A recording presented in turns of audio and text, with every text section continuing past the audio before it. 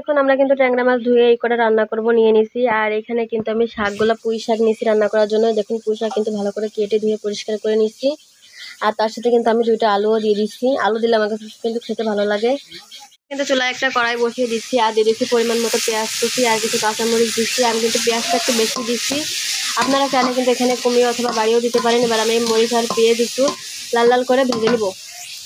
তো এই দেখুন আমি কিন্তু মরিচ পেঁয়াজ একটু ভেজে নিছি। আর এখানে 2 চামচের মতো দিয়ে দিচ্ছি রসুন বাটা, 1 চামচ হলুদের গুঁড়া দিচ্ছি, 1 চামচ জিরের গুঁড়া আর দিচ্ছি স্বাদ মতো লবণ। এবার এগুলো আমি একটু ভেজে নিব। এবার এর ভিতরে আমি অল্প পরিমাণে পানি দিব আর মশলাটাকে ভালো করে কষিয়ে নেব। আর মশলা যত ভালো কষানো হবে তত কিন্তু তরকারির স্বাদ বাড়ে।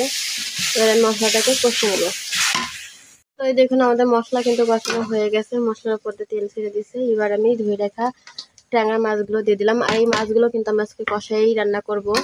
তবে মাছগুলো দিয়ে কিন্তু এবার একটু কিছুক্ষণ কষিয়ে নেব। মাছগুলো কষিয়ে নিয়েছি আর এখন কিন্তু আমি ট্যাংরা মাছগুলো একটা একটা করে উঠিয়ে নেব। আর আমি কিন্তু এতে অল্প একটু পানি দিয়েছিলাম মশলা কষানো, তাতেই কিন্তু মাছ সিদ্ধ হয়ে গেছে। এবার আমি মাছগুলো আলাদা একটা বাটিতে নামিয়ে নেব। কিন্তু মাছগুলো একটা বাটিতে উঠিয়ে নিয়েছি আর এই যে মশলাটা কড়াইতে রয়েছে। এবার আমি ধুয়ে রাখা পুঁই শাকগুলো দিয়ে দিব। তো এখন আমি কিন্তু শাকগুলো দিয়ে দিচ্ছি আর এখন নাড়া দিয়ে নেবো, ভালো করে মশলার সাথে মিশিয়ে নেব। কিন্তু কিছুক্ষণ নাড়া দিয়ে নিচ্ছি আর এই শাকগুলো কিন্তু একদম জাংলির শাক, খেতে কিন্তু অনেক মজা লাগবে নি। আর এবার এর ভিতরে আমি একটু পানি দিয়ে দিব। আমি কিন্তু একটু পানি দিয়ে দিলাম, আর কোনো ঝোলের পানি দিব না। এবার আমি এটা ঢাকনা দিয়ে ঢেকে দিব আর যতক্ষণ না রান্না হয় ততক্ষণ আস্তে আস্তে জাল দেবো আর রান্না করে নেব। তখন পর এবার আমি ঢাকনা নামিয়ে নিব। আর এই দেখুন আমার তরকারিতে কিন্তু বলক আসছে, মাশাআল্লাহ অনেক সুন্দর ঘ্রাণ বের হয়েছে।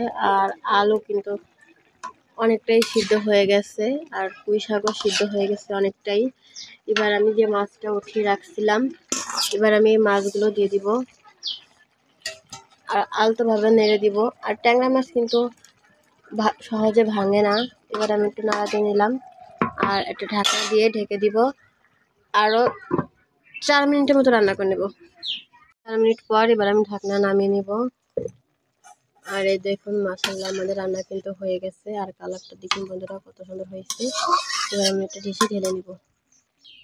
আমি কিন্তু একটা ডিশে ঢেলে নিয়েছি। আর এইভাবে কিন্তু পুঁই শাক দেশি ট্যাংরা মাছ দিয়ে রান্না করলে কিন্তু আমার কাছে খেতে অনেক মজা লাগে। আর দেশি যে কোনো মাছ দিয়ে খুবই ভালো লাগে। আর ভিডিওটা কেমন হয়েছে অবশ্যই কিন্তু কমেন্টে জানাবেন। ভালো লাগলে like comment share and subscribe করবেন। ভালো থাকবেন, আল্লাহ হাফেজ।